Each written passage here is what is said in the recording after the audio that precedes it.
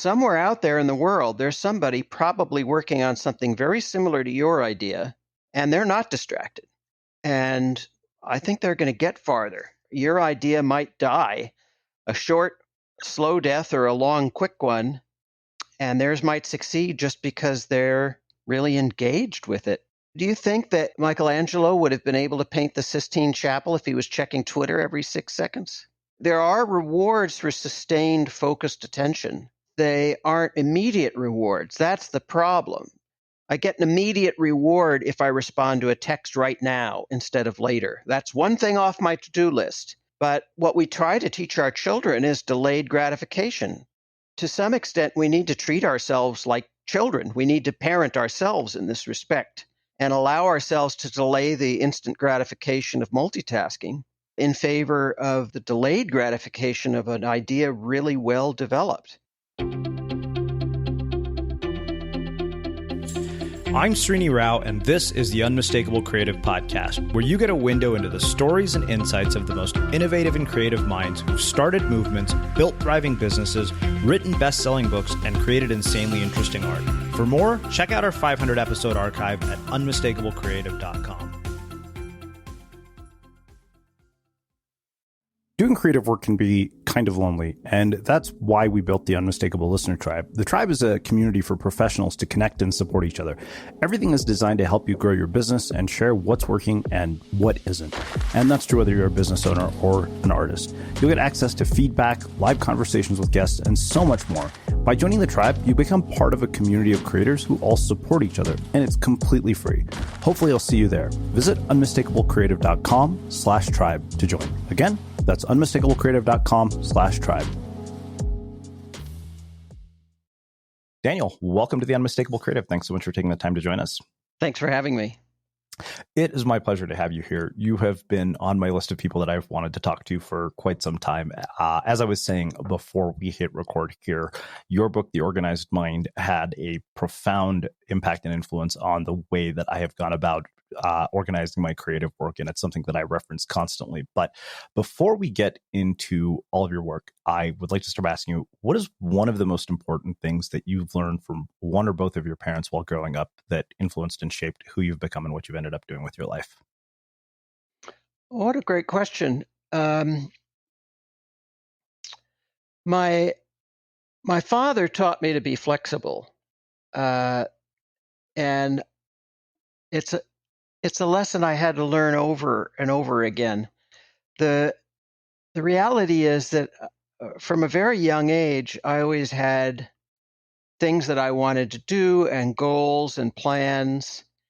And I guess you'd say I was oriented towards achievement and producing things, whether they were musical pieces or fiction writing or poetry or science or whatever it was. I was always working on projects as a kid. And as I say, I always had goals for myself.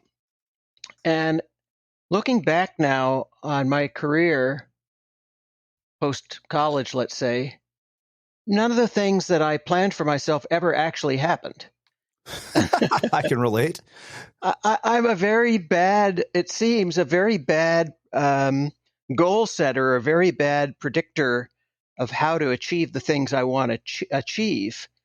But instead of what I wanted to have happen, a bunch of other stuff happened. It was really interesting and a lot of fun, and I don't have any regrets. I mean, it's hard for me to say that I'm worse off or better off. I'm certainly better off for being flexible in that rather than narrowly being fixated on one particular thing and perhaps never getting there or getting anything done, I got other things done. I'll give you a good example.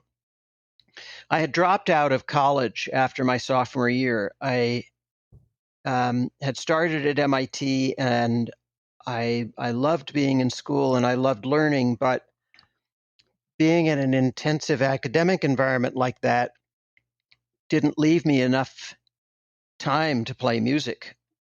something I had done since I was 4. And I wasn't really sure where all my schooling was leading me. Um, I I couldn't see the light at the end of the educational tunnel, really.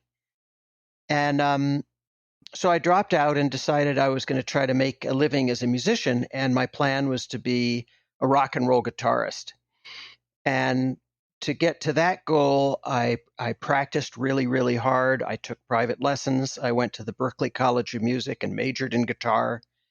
And then when I left Berklee, I joined a succession of bands, trying to find my way. And at the very first instance of all this, having worked so hard at becoming a rock and roll lead guitarist,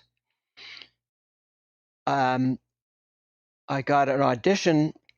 I saw an ad in a newspaper in San Francisco. There was a big music scene going on in San Francisco in the early 80s. It was very exciting, more so perhaps than in Los Angeles.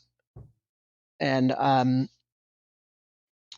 got auditioned by this band, the Mortals. I was called back twice, and after the third audition, they offered me a position in the band, but not as the lead guitarist. They had a lead guitarist who also played rhythm guitar. They wanted me to play bass, and I had never played bass, but they said they had tried for months auditioning bass players, and they couldn't find any who played melodically, which is what they wanted. And they figured if they could find a guitarist they liked, it might be an easy transition for that individual to move from the melodic guitar playing to melodic bass playing. So I was really distraught. And I was talking to my father on the phone, and he said, well, you should be flexible. He said, you wanted to be in a band, you wanted to play rock and roll. So what if you're playing bass? Do you think this band is good? I said, yeah, they're fantastic songwriters. They're the best band I've ever been able to play with. He said, well, so would you rather be the bass player in a really good band, or, a guitarist in a band that might not be going anywhere? And from there, dozens and dozens of times, I would find that what I had set my eye on didn't happen. In science, I was going to study visual perception. Music cognition came up as an opportunity instead. It was just a bunch of different things like that. Yeah. So, I think it's fascinating that you said you were driven towards achievement. I think you alluded to the fact that you're Jewish. I'm Indian. We both kind of grew up with these similar types of, parents who at least from what you're telling me, encouraged. Given that you went to MIT, I'm guessing we had very similar upbringings in terms of what our parents encouraged. And we live in an incredibly achievement-oriented culture today. I was talking to my roommate yesterday who's about 10 years younger than me. And I was telling him, I said, dude, you realize at age 30, you've done far more than most people have done by 30, and you feel like you're not where you want to be. And I said, that's largely because you have a reference group of, entrepreneurs and, 20 somethings who do far more than the average person. There's something you say in the book later on in the book where you say it's important to disconnect one's sense of self-worth from the outcome of a task. Self-confidence entails accepting that you might fail early on and that it's okay, and it's all part of the process. And yet, I think in so many ways, that's one of those things that's easy to say and hard to do. How do people disconnect their sense of self-worth from the outcome of a task? I mean, you get into MIT, clearly you accomplished an impressive goal or a difficult goal. Yeah, self-worth is a funny thing. The roots of it are, of course, in your upbringing and in family expectations and how you respond to those. Do you rebel against them? Do you try to please your parents? Do you carry around with you, even if you're rebelling, this sense that you need to be doing things a certain way? It's why we see from many families, people have difficulty marrying outside their religion or their culture. If the culture frowns on that, other cultures embrace it. And I mean both macro culture and microculture. It could just be the culture of your family within their religion or cultural origins that encourages or discourages so-called intermarriage.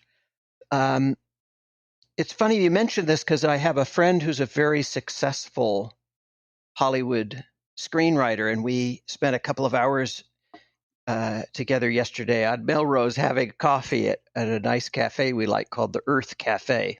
I've been there. There you go. And, this guy has won Emmys, and he's written for a number of top 10 and number one television comedies. But he was complaining that so much of what he writes doesn't actually get done or made. And, we had talked about the process. Well, when you're writing a script, I said, you don't mind that you might write a page and throw it away or a sentence and throw it away. So what's the difference if you write an entire script and it doesn't get made?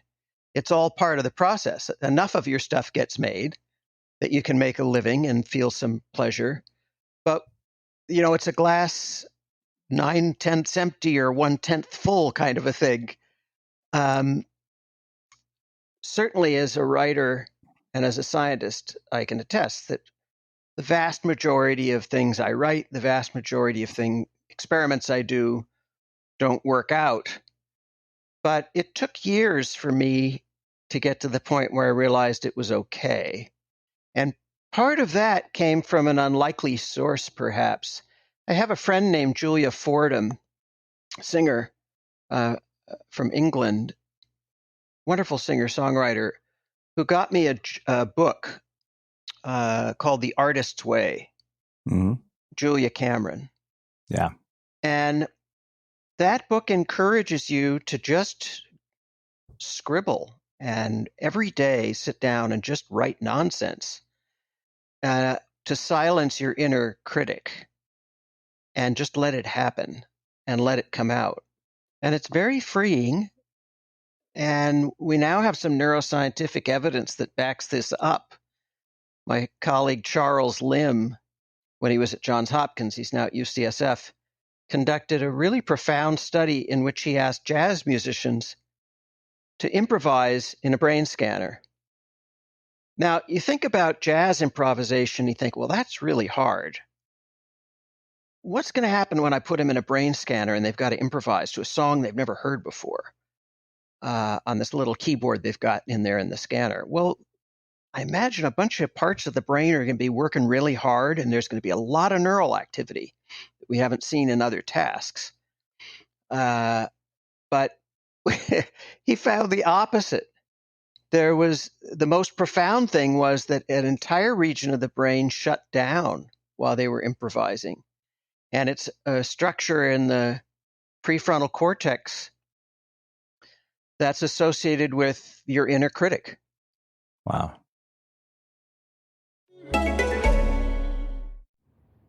Can you hear purple? Listen to turquoise? What's the sound of a rainbow? Let's get real. Trying to sell TVs with audio is pretty dumb, so listen to me, Joel McHale.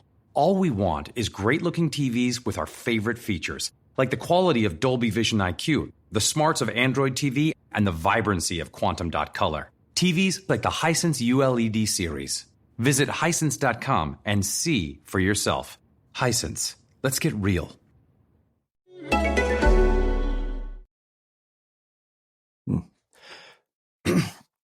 So you go from this to being a musician. One thing that I wonder about as a published author myself, and this is something I'm curious about because nobody's been able to give me an answer to this, and you're a neuroscientist, so I thought you might be able to shed some light on this. So you obviously know probably about the hedonic treadmill and how our reference groups change every time we reach another level of accomplishment. So for example, you become a published author, and you are now in a reference group of other people who are published authors. In my case, I remember I was published by Penguin Portfolio. And before that, I thought, oh, this is the greatest thing ever. And now when your peers are people like Seth Godin and Simon Sinek, you can't help but think, oh, I'm the redheaded stepchild of Penguin Portfolio, because these people have sold far more books. And I remember, I think it was my friend Naval Ravikant, he said, you go to San Francisco, he said, if you have like $10 million, you feel poor because your neighbor has $100 million. Is there any way to mitigate that? There or is. get off the hedonic treadmill? There is. And so what we're talking here is partly leverages your previous question, which about self-confidence and such. I think at some point when you've had a certain amount of accomplishment that's recognized, at least by peers, if you've had a certain amount of accomplishment that's recognized by people you respect, you may still be on some sort of hedonic treadmill, like my friend the comedy writer is, where he wants more. You want more. I want more. But it's mitigated to some degree by the fact that, I've got some validation. I'm not delusional. I'm not here working in a dark cellar, spending 1,000 hours writing something that is really awful. It may not sell, it may not become well known, but people I respect tell me it's good. That means something. And then social comparison theory is at work here, because we are, from a neuroevolutionary standpoint, we're a social species. We're primates. We evolved to live in groups, and we find ourselves wanting to keep up with the Joneses. And it's really interesting if you, as you say, no matter what group you're in, there's always somebody who's better than you in some dimension. You can be the richest man in the world, but then you look around and you see, there's other people who are not as rich as me, but they enjoy some prestige or that I don't, or they are more admired, or whatever it is that is the currency at that point. They have more Picassos than I do, and I think that the solution to all of this is to adopt a principle that was popularized by a great cognitive psychologist and economist, Herb Simon, Nobel Prize winner. And I write about it in The Organized Mind. And this is the principle of satisficing, which is just be satisfied with what you have. And I mean, it sounds simple. To borrow from something you had said earlier, it can be difficult to put into practice. But truly, if you allow yourself to go into an exercise of gratitude, to just take a deep breath and look around you and meditate on what you have, and not focus on what you don't have, that helps a lot. Satisficing is, I don't have the best car, but my car is good enough. Or I don't have a car at all. Public transportation is good enough. Satisficing is a kind of a mindset. I went to visit the Dalai Lama a couple of years ago. He invited me to visit him in his compound in the Himalayas as I was preparing the Successful Aging book. When we met, he was 84. He had just published his 125th book. So, for a writer like you or like me, you're thinking 125, and they're all good. And how lazy are we? He writes them faster than I can read them. But, he again reinforced this idea of gratitude. He spends a couple of hours a day just trying to meditate on gratitude. And he's a very happy guy. And every time you see a picture of him or you hear him speak or, see a video, he's laughing. He's very happy. He's happy because he has what he has, and he appreciates what he has. He strives for things like, understanding and peace and more spiritual things than anything else. Yeah. Wow. Yeah, I mean, I think to me, it's been this constant sort of never-ending quest to find a balance between both fulfillment and ambition, which is to be satisfied, like you said, with the things that you have, but be ambitious enough to get the things that you want without constantly thinking you don't have enough. Well, part of it too is the. I guess the things you want could be divided into different categories. There's material things, better car, bigger house, nicer watch, whatever it is that people covet, right? Oh, there's this guitar that I really, really want, and it's so expensive, and so and so has it. How come I don't have it? So you got this materialism thing, but then you've got this other thing, which is, well, what I want is to publish another book. I want to release another record album. I released one last year. I have another one that I'm just putting the finishing touches on. I'm already starting to do demos for the third. Um, I have the ambition to do these things because without the ambition, they wouldn't get done. And I I want to do them. I mean, I certainly know a lot of great musicians who write songs and never release them. And of course, there are great writers who write and never release it. Emily Dickinson being sort of the poster child for that. Nobody read her poetry in her lifetime that we know of. Or if they did, a few people. She was not widely known. It seemed to satisfy her just to write it, but she still wrote it. So this other category is, okay, am I going to do it? Am I going to work towards this ambition because it pleases me and it's fulfilling to me? And then the almost orthogonal separate issue is, am I going to try to get other people to engage with it? And to some extent, that engagement is out of your control and my control.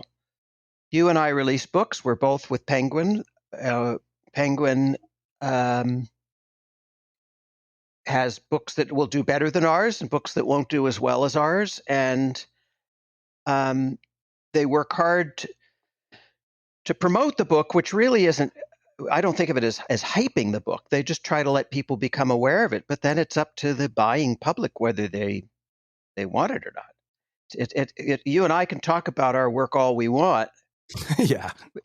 That doesn't make people buy it. And if they buy it, it doesn't make them read it. And if they read it, it doesn't make them like it. Yep. I love that. That's such a great way of explaining the entire book. I think that's true for any, creative piece of work. I always say that, jokingly say Waterworld is the worst movie ever made, but that doesn't mean Kevin Costner stopped acting because I think the movie sucks. Yeah. Or Ishtar. Yeah. Well, I want to go back to music in particular, because like I said, this is something we both have in common. I played a musical instrument, and to this day, the benefits of that have made their way into my working life, even though I quit a long time ago. And what I'm curious about, well, one, there's a couple of questions come from this. How old were you when you started playing? What prompted your interest in music? What did your parents discourage and encourage? And then what are the cognitive benefits of learning how to play a musical instrument? Like, what impact does it have in other areas of our lives? I remember sitting at the piano at age 4 and kind of plinking around. I don't have much memory between ages 4 and 8, which I've come to believe is normal. I mean, between 0 and 8, really, just isolated memories. And those might be false memories, we're now told by the memory experts.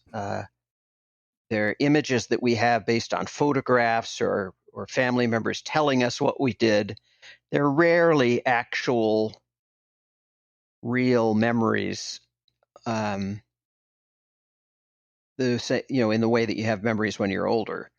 But I do remember that at 8, I have a clear memory of being in a small, rural, Northern California town, an unincorporated town, but that had a good school district during the heyday of the Pat Brown governorship, when the public schools were very well funded. And this tiny little school district had a room full of musical instruments and a dedicated music teacher. who would go around to the 3 elementary schools in the district, quite far apart. He had a lot of driving to do, but his job was to teach music to elementary school kids. And he came into our classroom when I was 8, and he made an announcement. He said, anybody who wants to play in the band, get your parents' permission. And we have instruments. You can play whatever one you want. And a bunch of us did. And I went to the band room and took home a clarinet because my father had played the clarinet, and just seemed, okay, what instrument am I going to play? I didn't know.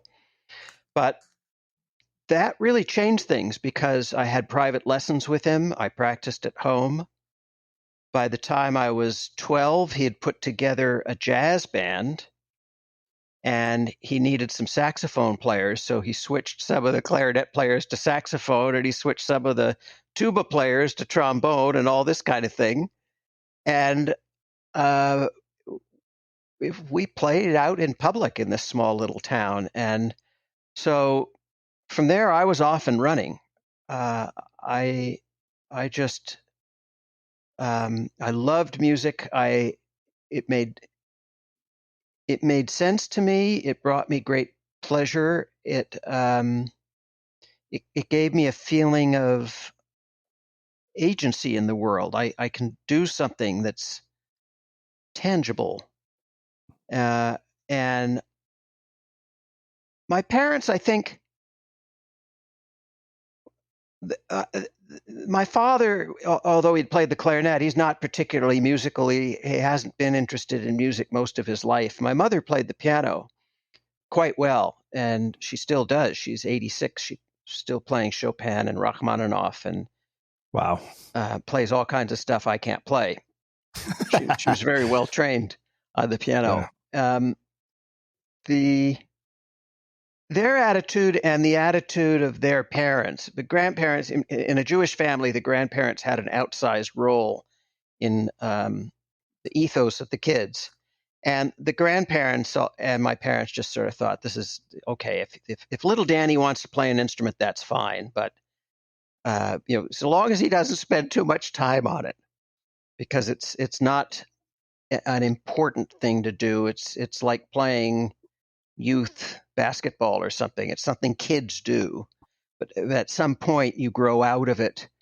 And the expectation in my family, perhaps in yours, was that I would become a professional of some kind. And I remember in the 60s when the abortion debate was first coming into public discourse, the attitude in our family was that the fetus becomes viable not in the first trimester or second trimester. It becomes viable when it graduates from medical school. Before that, you can kill it with impunity. Yeah, no, I can definitely relate to that sentiment. I don't know if they've ever said it like that, but there's kind of an understanding that one of you will become a doctor. I remember a friend in high school told me his mother said that if you want me to go to my grave in peace, you'll become a doctor. And of course he didn't. There's a famous joke about the first Jewish president of the United States, and it's one of these long, drawn-out shaggy dog stories that has a lot of fun along the way, in the way that a Norm Macdonald story can. But the punchline basically is the president's mother is sitting at the inauguration in the front row next to a member of the Supreme Court, and he's about to take the oath of office. And she elbows the Supreme Court justice, and she says, "You see that man up there? His brother's a doctor." Wow. So I have a couple of questions about music in particular, and we'll start getting to Organized Mind. So, like yourself, I had this very positive musical experience where a band director basically told me the day I picked up the tuba that I would make all-state band. And to this day, I have no idea why he said that, because most kids who are learning instruments sound like they're sacrificing animals. And much to the dismay of my family, I chose the loudest possible instrument that I could. And a couple of things happened that I am just wondering about from sort of a neuroscience perspective. I got really good really fast, and part of me wonders what role age had to do with that, because I remember talking to Daniel Coyle about this, about musical instruments, and he said, are you going to be good enough to go open for Guns N' Roses at their next concert at this age? He said, no. He said, can you get good enough to impress the shit out of your friends and family? He said, absolutely. So what is happening in terms of neuroplasticity in the brain? Because I have tried to pick up other instruments, years later, and I just could never get to it the way that I did when I was young. That's one question about this. And also the discipline and the sort of, commitment and all those things that informed me as a musician, inform me now as a writer. But between the ages of 20 and 30, no motivation, fired from every job. So that didn't come full circle until 30 years later. And I wonder what role, sort of the path that I've chosen. Is it because I found something I like doing that I was able to bring it back? So those are two questions that come from it. Well, the neuroplasticity one is more straightforward. In that the primary mission of the brain in the first 10 years of life is to take in information from the world, from your bodily motions, from your perceptions, things that you're told or that you learn, navigating all the things that you experience. Your brain is literally wiring itself up. Its mission is to make as many neural connections as possible. And when you're a young child, you could be making hundreds of thousands of neural connections, new ones a day. And learning takes on a qualitatively different aspect before the age of 10 or 12. It's why so many children can effortlessly learn to be bilingual or trilingual and speak those languages fluently and without an accent if they learned them young enough. Music's kind of the same thing. The mission of the brain shifts after about the age of 10 or 12 from furiously trying to make new connections to trying to prune out the unneeded ones, just to clear out all the dendritic tangle. And so it doesn't mean, of course, you're not making neural connections. You and I are making new ones right now as we're talking. Anytime you learn something or experience something new, that's a connection, and you make new neural connections till you die. That is what neuroplasticity is. Your brain remodeling itself all the time. But it's different, which is why most people don't pick up a language after the age of, say, 12 or 14 without an accent, no matter how hard they try. And in fact, when I play the clarinet or the saxophone, because I've been playing them so long, people tell me that I sound, like I play them. I've been playing the guitar more intently. I took up the guitar, though, not until I was 19. I've been playing it for, what does that make it, 45 years by now. Wow. And more intently, as I say, it's what I play every day now. But Carlos Santana told me once when he heard me play, "You play with an accent." And it's true. It's not a natural thing. In that it kind of, like learning I speak French with an accent. Same kind of a deal. The course that your life took, I think, like any life, was shaped by like any musician's life, is shaped by the discipline of music, the collaborative nature of it, the sense of at least a minimal sense of egolessness, in that if you're playing in any kind of an ensemble, even if you desperately want to be heard, you have to coordinate what you're doing with what others are doing. Or you've got to be paying attention to what they're doing, or you're not going to be able to play in time and play with the right timbre and all of that stuff. And there's a certain amount of discipline. As you say, learning to play a new instrument sounds like you're torturing an animal. And so to get through that period, And it's far worse learning the violin than, say, the tuba. Yeah, But I'd imagine. On you and on your family. But, think about it. You've got to have some belief in yourself. All these horrible sounds are just temporary. They're going to mount to something. You've got to have the discipline to keep doing it, to turn off that inner critic and say, well, yeah, this sounds bad, but I'm told I'm going to get there, and I will. And so those are all important foundational building blocks for success in any field, not just music. And I would say that there's a parallel in athletics. When you first start trying to play soccer or basketball or softball or football or swim or any of these things, just to take a few examples, you're not good at first, and you miss the ball, or you can't throw it as far as you want, and you're kind of disgusted with yourself, but you get better. Most of us get better, and you get to the point where you're interacting with other people in productive ways. These are team sports, less so swimming, but that all plays into a life later that I think in many ways leads to greater satisfaction and greater success. Yeah. Well, it's funny when you said the word egolessness, I couldn't help but laugh because my high school band director used to tell people, he said, yes, Srini is a tuba player, but he was a trumpet player in a past life because his ego is so damn big. Because I think for me that feeling that I was going to be really good at something drove me, because my seventh grade band director said, look, you can go be an average athlete on the football field or go be an extraordinary musician. The choice is yours. And to me, that was a pretty obvious choice.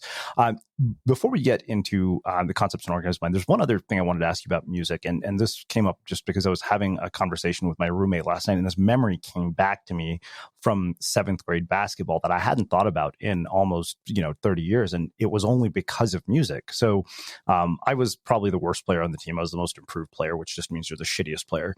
And for our final game, this was, back in the mid 90s or the early 90s when, NBA basketball teams would come out to the championship, like with set to music. And I still distinctly remember this, being in the seventh grade gym with the lights off and, getting introduced. And he basically had the team come out to the Van Halen song Jump. Why is it that memory has stuck with me? Like, what is that? Like, what's the impact of the music on the brain that memory would come up like that? Well, memory is a funny thing. The fundamental principle of it is that we tend to remember best those things that were most emotional for us. Emotional because they were surprising, or because they were joyous, or they were terrible. The most enduring and the most vivid memories are emotional ones. And was there something about that moment that if you were to describe it emotionally, does something come to mind? I think part of it was, we played this video game, my roommate and I, a basketball video game. And last night we said, let's just turn off the sound and listen to music. And I jokingly said, this song was made to play basketball. It's called Jump, for God's sakes. Yeah. There's something about the energy of that song that just always reminded me of that, that experience. It just sort of lifts you up. It's kind of like if I could wake up in the morning and have an alarm clock get me going, Jump would be a pretty good way to get started. So I think that's part of it. Maybe what you're asking is why the song Jump reminds you of the basketball? Yeah, why that song in particular came up. Of all the memories, I was an average player. I don't have anything particularly impressive to brag about, or any memories that were so impressive. But that in particular stayed with me for some reason. And you heard it when you were you heard it when you were in junior high school. Yeah. Well, so that's another phenomenon that's now I think known, if not well understood, which is that music is a tremendously effective memory trigger. In the way that smells are, which of course Proust wrote about. The thing though there, the devil's in the details. For a smell to trigger a memory, or for a song to trigger a memory, it has to be uniquely associated with a time and place. It has to be uniquely associated with an experience. So although you've probably heard Jump many times since you were on the basketball team, the first or most emotionally laden time that you heard it was then, or maybe you heard it a lot then, and it was sort of the song of that season. Mm-hmm. And so, there are certain songs that'll come on the Sirius XM 60s channel that I haven't heard since I was 12, and I'm immediately back in my 6th grade classroom or playing basketball with the little youth league team, because that song is attached to my memories of that time and place. It wouldn't work so much for the song Happy Birthday, which I've heard thousands of times in thousands of different contexts. It's unlikely to remind me of a particular birthday just because it lacks the uniqueness of Van Halen's Jump in terms of its attachment to an experience. Yeah. Well, it's funny you say that because sorry, go ahead. Oh, you mentioned something about being the worst player on the team. Yeah. I think that's an interesting experience in that I think it works differently in athletics than in music. If you're the worst player on the team, your teammates are going to give you fewer opportunities to, they're not going to pass you the ball, or they're going to, in basketball, if you're in football, they're not going to throw it to you. Your options are somewhat limited if your team doesn't have confidence in you. Although, even if you're the worst player on the team, you might be good enough in the position and function you're serving that it's still good for them to have you there. But music seems to function very differently. When I first started playing live with that band, The Mortals, and then from then on, I made a pact with myself. I would never appear on a stage as a musician unless I was the worst musician on the stage. And I've never been disappointed. If I'm the worst musician on the stage, I'm going to be learning from other people there, and they're going to pull me up. And I've been lucky to play with musicians who are very generous, and they still throw me the musical ball, in part because they have to in a small group, in a quartet or a 6-piece. Everybody's got to do what they're doing or the song doesn't work. But people like David Byrne and Roseanne Cash and Sting and Victor Wooten have very generously, not just let me play with them, but they seem to enjoy it. And I'm definitely the worst musician there, but it almost doesn't matter. It's like if you're talking to somebody who doesn't have the linguistic facility you do, but they're expressing their ideas in a heartfelt way. That's what you're interested in. Mm-hmm. Wow. Well, let's shift gears a little bit. How in the world do you go from being a guitarist or a bass player in a band to becoming a neuroscientist who writes a book like The Organized Mind? You turn left at Albuquerque. I was always interested in science. I didn't really go from being a guitarist to a scientist and writer in that those were always part of me. But the simple answer is I went back to college after having dropped out for nearly 15 years. And I didn't stop playing music and didn't stop producing records. In fact, when I was in graduate school, I produced a Stevie Wonder record, having never really left the business. But it was just getting advice from good mentors, taking their advice seriously, and then just following the path that emerged before me. Once I was back as an undergraduate studying neuroscience, I enjoyed the classes. I did the work. Graduate school, I did a bunch of experiments. Some of them panned out, some of them didn't. And I just always consider myself not just the worst musician on a stage, but the stupidest person in a room, whatever the room is, and try to learn from whoever I'm surrounded by, and somehow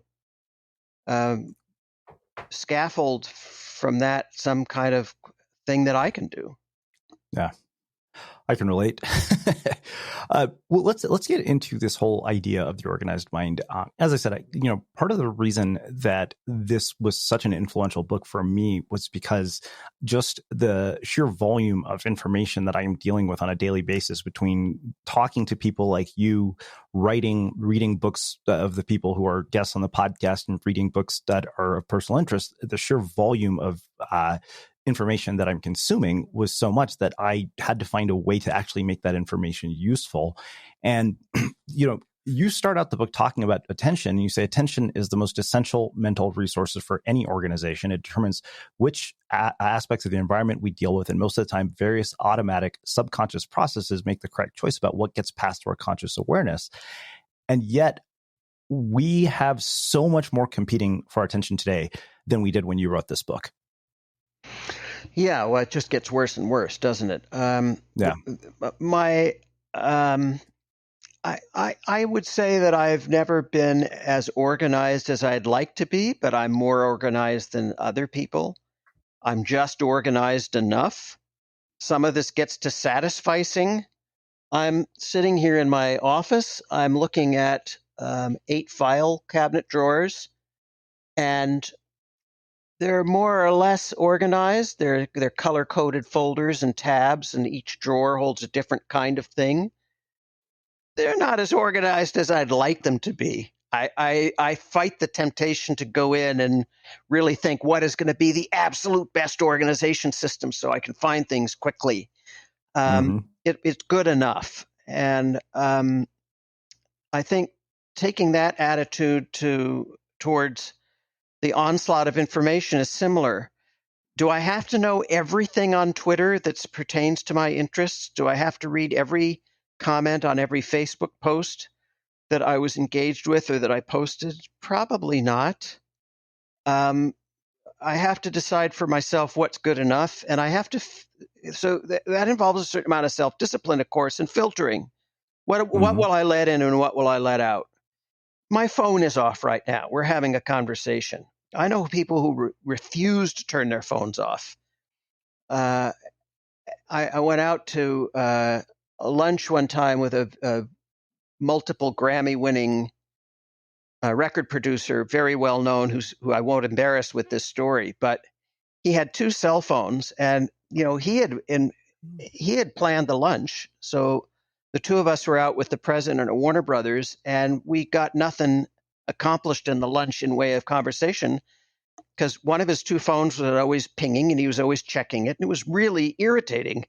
And I wanted to say, I'm here in front of you right now. Those people are not here in front of you. Why are they getting the priority? But I didn't. Yeah. So this is, at this point, I think almost an epidemic. I mean, we surveyed our readers, and the number one issue that came up over and over again for people was distraction, and to the point where we were literally just finishing up a course called Attention Mastery. And it's funny because I literally was waiting to finish the last section on workflow design until I had this conversation with you, because I figured you might shed some insight on it. But you say switching attention comes with a high cost. Multitasking is the enemy of a focused attentional system. And yet everybody is notorious for multitasking, even though we all know it's terrible. The example I always come back to is if you're a parent with a teenager, there's a reason you tell them not to text and drive, because at 60 miles an hour, multitasking is the difference between life and death.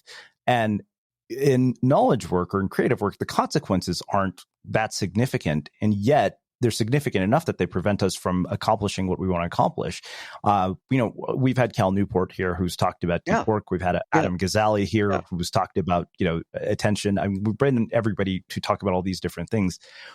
And yet, despite all the knowledge that we have about managing attention and the endless amount of apps and distraction blockers and tools and life hacks and everything you could possibly think of, this is still a huge issue for people. Why is that?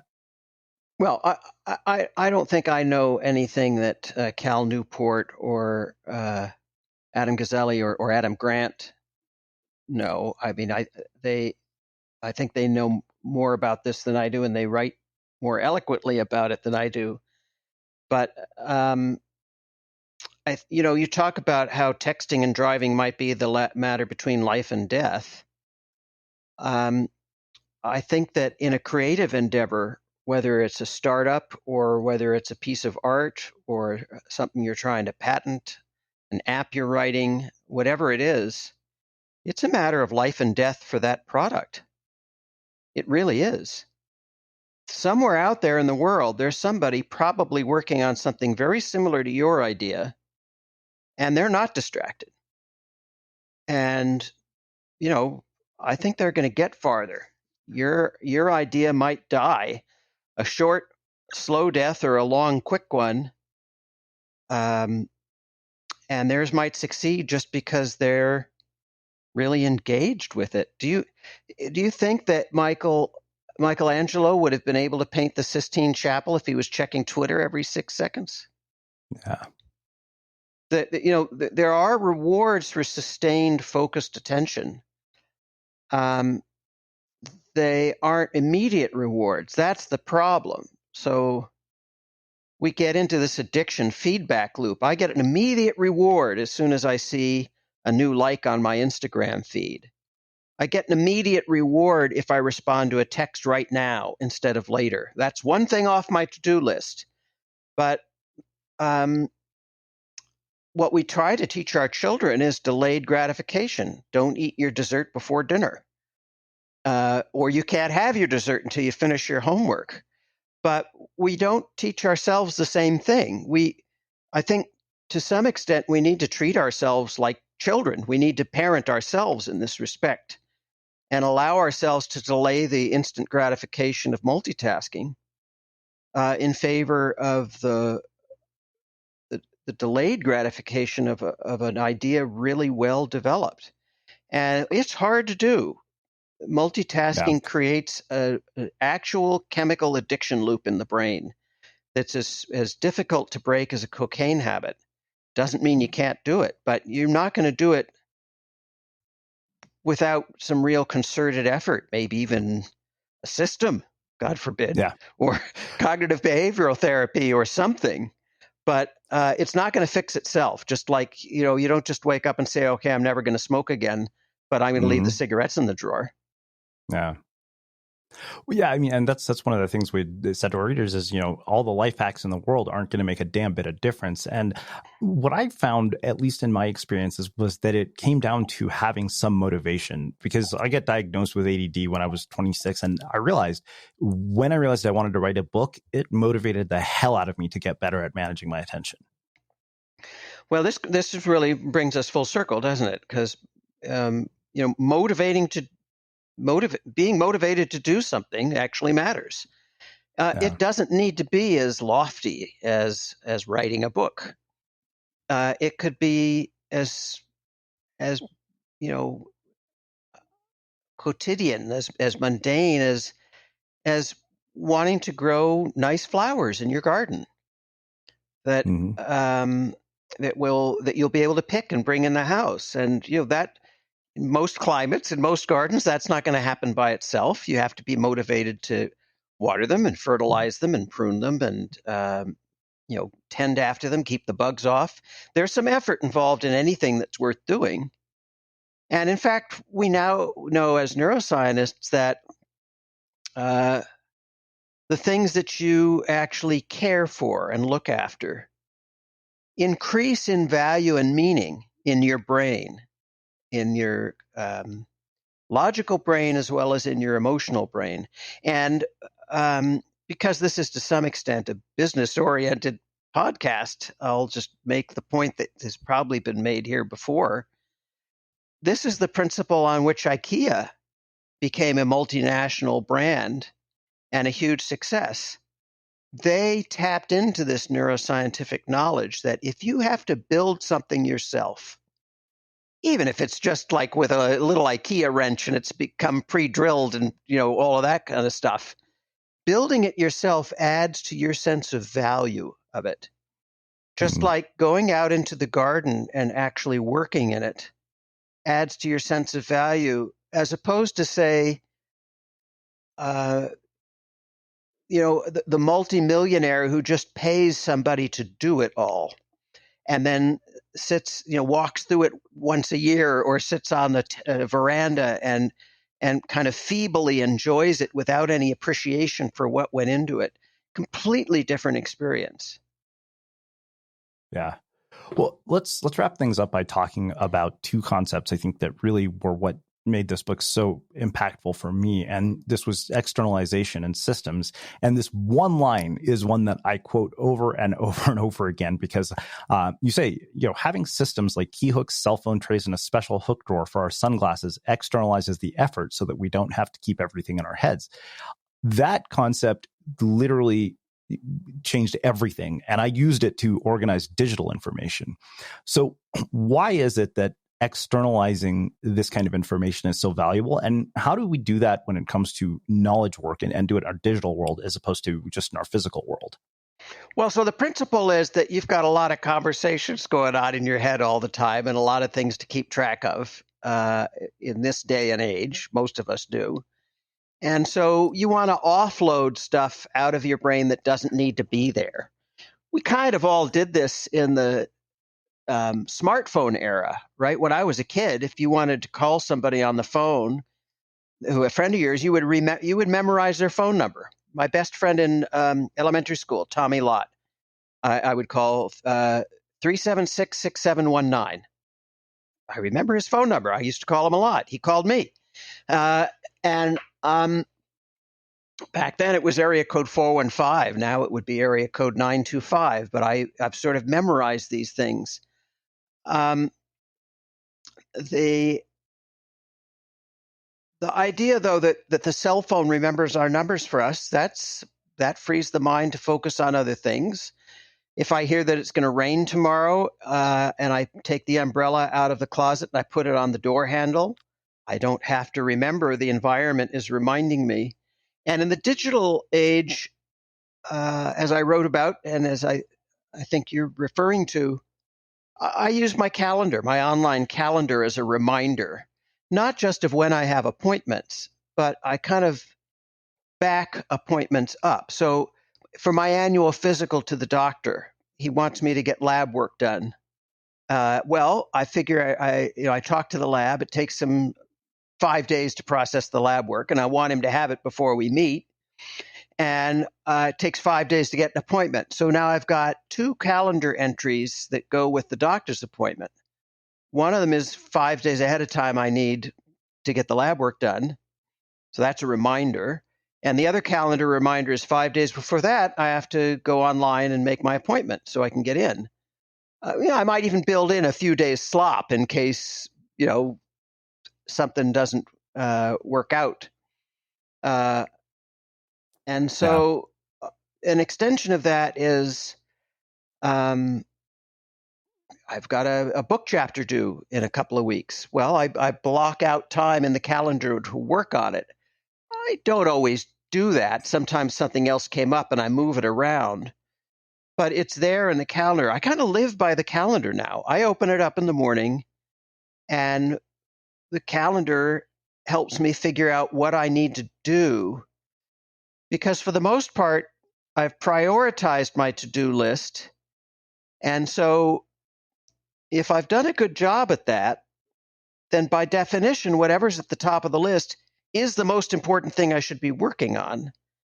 And because I've externalized all the other stuff, I'm not distracted by it, right? I mean, in the old pre-externalizing days, I'd have 8 projects going on at once.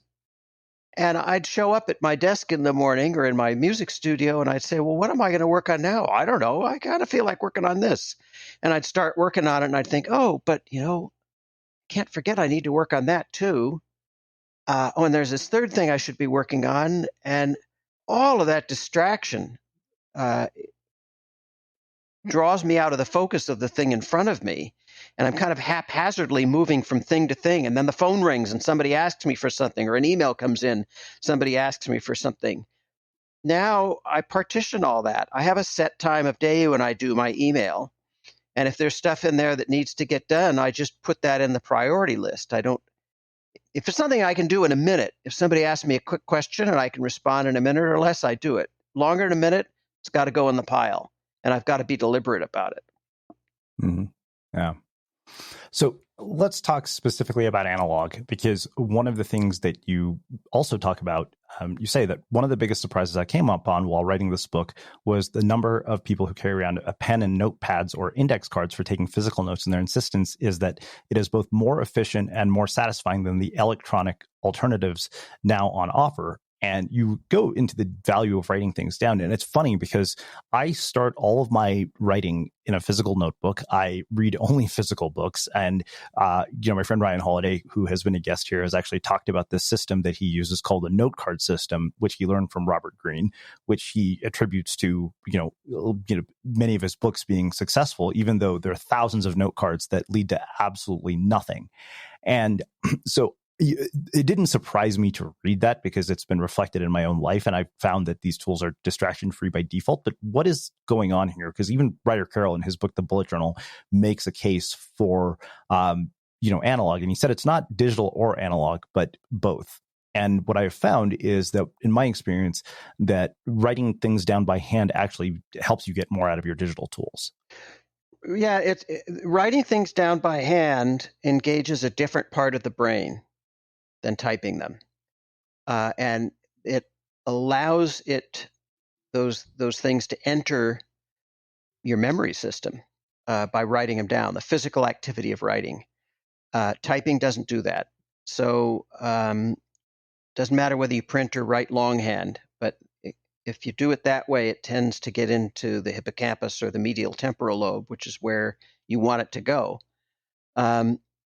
Otherwise, it might end up at the ventral striatum, which is where you don't want it to go. So if you type something, you may not remember it as well as if you write it down. And I mean, I often do both. I'll write a little note card and then I'll translate it to a calendar entry, but I keep the note card and I double check all of that stuff. So that's the simple answer. And it's too easy if you're a touch typist to kind of zone out while you're typing. If you're writing longhand, you can't really zone out. And this is why, Joni Mitchell, songwriter, she has a typewriter, but she rarely uses it. She writes her songs longhand. Paul Simon, too, both of them. Yellow legal tabs. Jerry Seinfeld, when he was writing his most popular comedy of all time, up to that point, he and Larry David wrote everything on yellow legal tabs. It's not that they didn't have typewriters or computers or word processors. That's just what works. It's funny you said, because even Cal Newport at the beginning of his book mentions Woody Allen as an example of somebody who I think for 40 years never owned a computer and did all of his writing on a typewriter. Yes. So I have one final question about this, and this is for purely selfish reasons because I'm trying to finish this module on the course about workflow design. Because I was trying to think of how the hell I explain this. It's which is at this point inherent to me, and I'm trying to break it down for somebody. So let's just take an example like producing this podcast. If we were to take the concepts in Organized Mind and create a workflow for something like publishing a podcast, how would we do that based on your research? Well, I'm sorry to disappoint you. I don't know anything about how to make or promote a podcast, so I got no. Okay, fair enough. Let's just take an example, maybe publishing a blog post or something. Like if we have an idea that we want to make happen, let's just use a general example. How you design a workflow, because what I find often is that people are reinventing the wheel for something they've done 1,000 times, and this ends up being a huge productivity drain. Yeah, I don't have any insight about that apart from the notion that when you're designing any kind of workflow, what goes down on your note card or your yellow legal tab or however you're keeping track, it needs to be something doable. It needs to be an actionable item. So, the contractor doesn't write down build a house. And the contractor doesn't show up with all of his or her folks at the site and say, okay, let's build a house now. You survey the plot, you grade the foundation. That usually involves tractors. You put down stakes, you pour a foundation. These steps are implementable, and they're and to some extent subdividable. Okay, today's the day we pour the foundation. Well, we need to contract with the cement company to come here. We need to calculate how much cement we need. We need to make sure the weather conditions are such that the cement will harden the way it's supposed to. The action items for a workflow have to be implementable, not these broad, unspecified, vague things. Yeah. That alone is invaluable, at least for my purposes. Well, I have two final questions for you. Well, speaking of living by the calendar, I'm overtime here, and I had an 11 o'clock call. We'll wrap things up. So we'll make this quick. Two final questions. One, how has your own personal definition of what it means to be successful changed with age? I think the big answer to that is that for me now, success is if people that I really care about, whose opinion I care about, people I admire, like my work. So I mentioned that I put out my first record in January of 2020. I've been making music and writing songs my whole life. I put it out. It was something I'd always wanted to do. And I think I sold maybe 400 copies of the CD at shows that I did to tour with it. I toured with Victor Wooten and with Tom Brosseau, great songwriter from North Dakota. I did some solo shows. I mean, I played around. I sold 350, 400 CDs. Not a success in any kind of commercial terms, although I broke even from the cost of making the thing. But what really meant more to me than maybe if I were to have sold 40,000, what meant more to me was when Joni Mitchell and Donald Fagen from Steely Dan, Graham Nash, Victor Wooten, people whose musical, Rodney Crowell, who had been listening to my songs for a decade and didn't like any of them, told me, Parthenon Huxley, another guy, listened to my songs for a decade, didn't like them. And then when I finally pulled this together, they said this, all of these people said, this is really something. Wow. And that's all I need. The only other experience I had close to that was when I wrote This Is Your Brain on Music, which actually did sell well. It sold 1 million copies. And much to my surprise, I didn't set out to write a best-selling book or even a best-selling book that it was inconceivable to me that it would sell more than a few thousand. But I'm looking at a letter on my wall from George Martin, the producer of the Beatles, telling me how much he enjoyed the book. And, if I had to choose between 1 million sales and a letter from George Martin, I'm happy to have the 1 million sales. They allow me to write other books. They allow me to pay down a little bit of my mortgage. I mean, as you know, book writing isn't a big money maker. Lucrative. Yeah. But no, the letter from George Martin, that's my definition of success. Wow. All right. I know you got to get going, so I will finish with my final question, which is how we finish all of our interviews with the Unmistakable Creative. What do you think it is to make somebody or something unmistakable?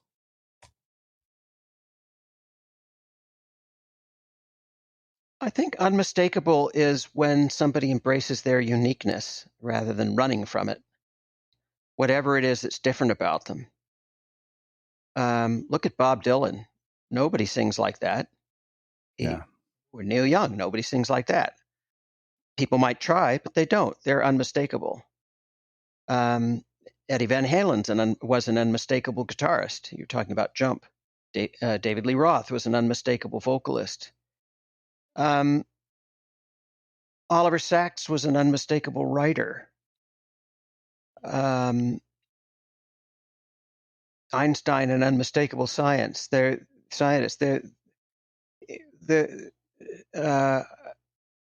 Warren Buffett, an unmistakable businessman. Their stamp is their own uniqueness, which is born of their own limitations in every case. Limitations that some of which they tried to overcome successfully, some of which they didn't. And that forms a kind of glue that defines uniqueness, unmistakableness. Amazing.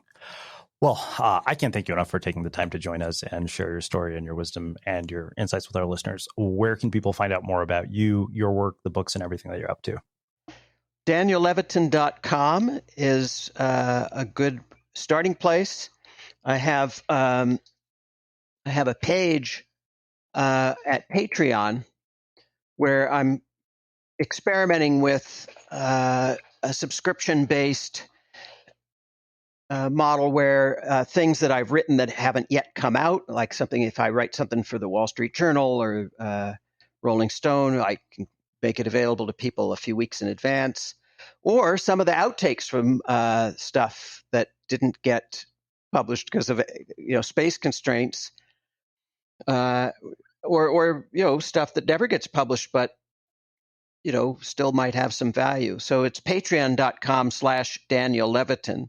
Also, putting up rare music stuff there too. Awesome. And for everybody listening, we will wrap the show with that. Thank you for listening to this episode of the Unmistakable Creative Podcast.